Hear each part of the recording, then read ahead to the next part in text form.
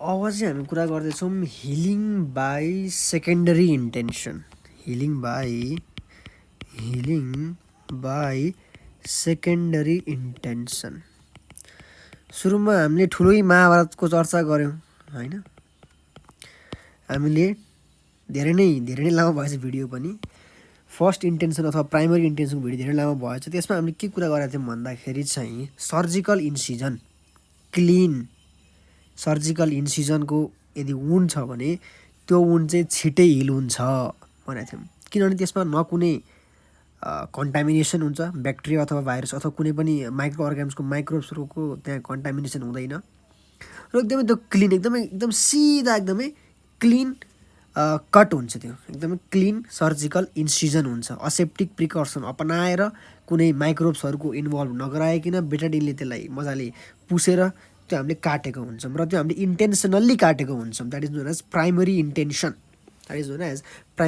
Because we are intentionally making the incision so as to complete our surgery. हाम्रो surgery complete गर्नको लागि त्यो हामीले गरेको हुन्छौँ। तर सेकेन्डरी इन्टेन्सन भनेको चाहिँ यो चाहिँ एउटा एक्सिडेन्टल हो र यसमा चाहिँ एकदमै लार्ज हुन्छ डिफेक्ट, एकदमै लार्ज डिफेक्ट हुन्छ, एकदमै ठुलो कट हुन्छ, एकदमै गहिरो चोट हुन्छ, एकदमै लार्ज डिफेक्ट हुन्छ त्यसमा हो। यसमा चाहिँ एक्सटेन्सिभ टिस्यु लस भएको हुन्छ, extensive loss of cells and tissue. यो चाहिँ मोर कम्प्लिकेटेड हुन्छ। पछिमा डिफ्रेन्समा आउँछु।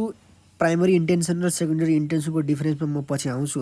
But for now I am telling the features of healing by secondary intention हो त। यसमा मैले के भने, लार्ज वुन्ड हुन्छ मैले भने। ल सुरु है त, यसको फिचर्स लेख्छु म। अब यता फिचर्स लेखौँ है त,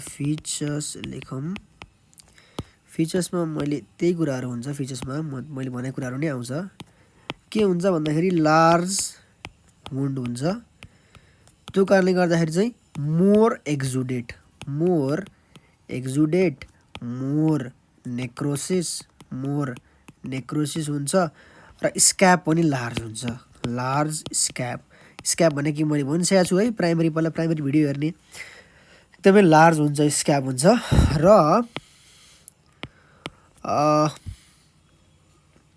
लार्ज डिफेक्ट मैले त लार्ज ग्याप अथवा डिफेक्ट हुन्छ। Only रिजेनेरेसन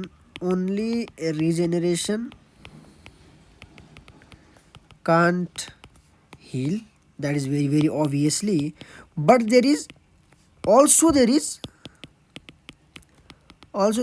extensive scar formation। एकदमै धेरै नै ठुलो दाग बस्छ त्यो घाउको।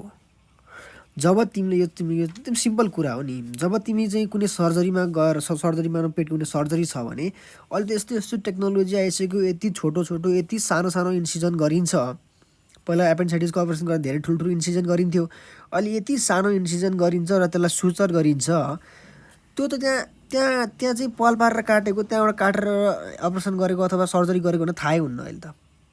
तर यदि तिमीले चाहिँ कुनै गोली लगायो, ल ड्याङ्गै गोली लगायो अथवा कुनै चाहिँ चक्कुले एकदम मजाले स्ट्याब गर्यो कसैले भने, त्यो हिल हुँदाखेरि चाहिँ त्यहाँ दाग बस्छ। एकदमै एक्सटेन्सिभ स्कार फर्मेसन हुन्छ त्यसमा चाहिँ। यही भन्न खोजेको मैले चाहिँ है त। यति नै कुराहरू गरिन्छ हामी सेकेन्डरी इन्टेन्सनमा। सबै अरू कुराहरू चाहिँ सेम नै हुन्छ, सबै त्यो फिचर्सहरू सेम नै हुन्छ। मात्र के फरक हुन्छ भन्दाखेरि चाहिँ जुन त्यो स्कार फर्मेसन कुराहरू हुन्छ, त्यो स्कार चाहिँ एकदमै धेरै फर्म हुन्छ, एन्जियोजेनेसिस पनि धेरै हुन्छ र फाइब्रोसिस पनि धेरै नै हुन्छ। यति कुरा बुझ्नु पर्यो। र अब अर्को इम्पोर्टेन्ट कुराहरू हाम्रो छ प्राइमरी इन्टेन्सन, फर्स्ट इन्टेन्सन र सेकेन्ड इन्टेन्सनको हामी डिफ्रेन्स भन्नेवालामा छौँ यसमा है त। प्राइमरी इन्टेन्सन र सेकेन्डरी इन्टेन्सनको हामी डिफ्रेन्स भन्नेवालामा छौँ। ल यसमा के हुन्छ, क्लिन वुन्ड हुन्छ यसमा अनक्लिन हुनसक्छ। ब्याक्टेरियाहरूले यताउति त्यो चक्कु चाहिँ कसले क्लिन गरेर तिमीलाई स्ट्याब गर्छ त होइन। त्यही तरकारी काटेरको चक्कुले नै हानिदिन्छन् कसैले त। ल अब यसको मार्जिन चाहिँ सर्जिकल मार्जिन हुन्छ, एकदमै सर्जिकल क्लिन मार्जिन हुन्छ त्यो वुन्डको भने। यसमा हुन्छ इरेगुलर मार्जिन। अब त्यो स्ट्याब गर्दाखेरि कसैले मिलाएर काट्छ त, जाम हान्छ नि त।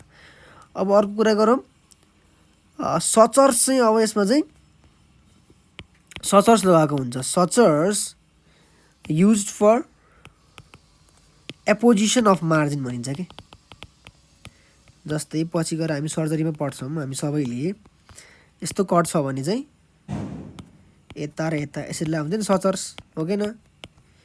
यसरी गरे हुन्छ सुचरिङ, सुचर भन्छ। यसरी गरेको हुन्छ सुचरिङ, हो कि न।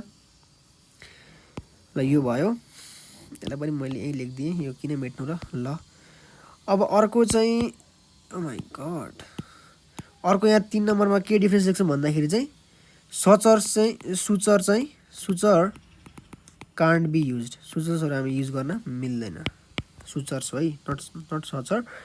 अब इन्फेक्सन चाहिँ यसमा इन्फेक्सन हुँदैन, इन्फेक्सन इज एब्सेन्ट हेयर।